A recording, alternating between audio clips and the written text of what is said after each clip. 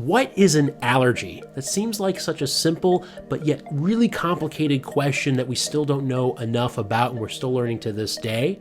I'm going to go over some basic information about one particular allergic reaction called type 1 hypersensitivity reactions in this video. My name is Dr. Rubin. I'm a board certified allergist. I practice in the western suburbs of Chicago. I've been creating content on social media for the past 3 years and I really enjoy doing it, but now I'm going to make more longer form in-depth content on YouTube. So if you want to learn more about your health, please hit that like and subscribe button to learn more. And please put in the comments section feedback that you have for me in terms of topics you want to learn more about. These videos are for general educational purposes only. It's not meant to be specific medical advice, but to help you learn more about your health to have a healthier livelihood each and every day. So with that, we're going to get started.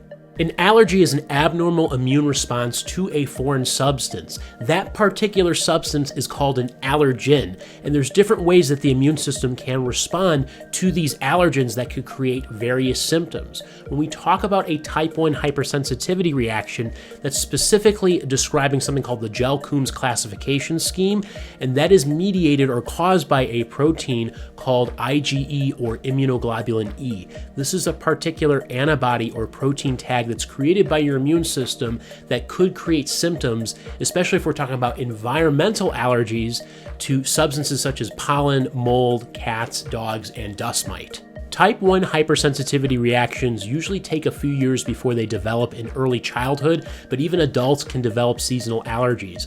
And the basic process is one that we call allergy sensitization.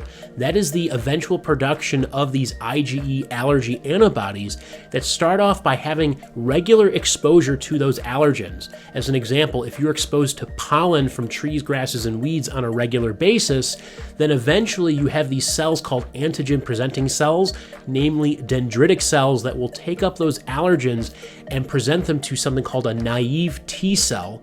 Those naive T cells then differentiate and turn into specific cells called Th2 cells, which then talk to other cells of your immune system called B cells, which will then switch the antibody production to something called IgE antibodies that are very specific to the allergen in question, like pollen.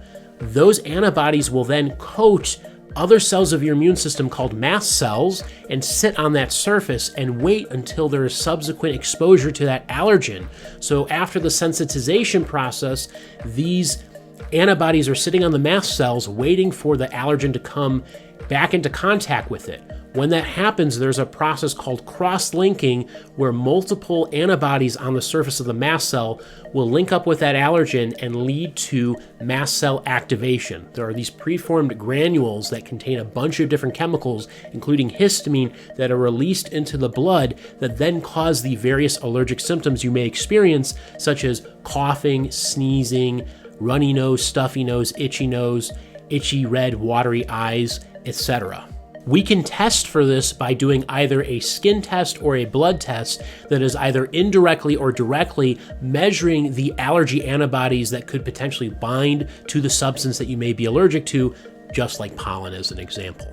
Treatments for seasonal allergies are vast, but the basics of this include reducing exposure to those allergens, taking specific medications that may be over the counter or prescribed, and then something called allergen immunotherapy, which may be in the form of shots or drops to desensitize the immune system from making as many allergy antibodies as they were previously. And that's just some of the basics for now in this short video. Let me know if you have other questions about this topic or want to learn more about other topics, and hit the like and subscribe button to learn more.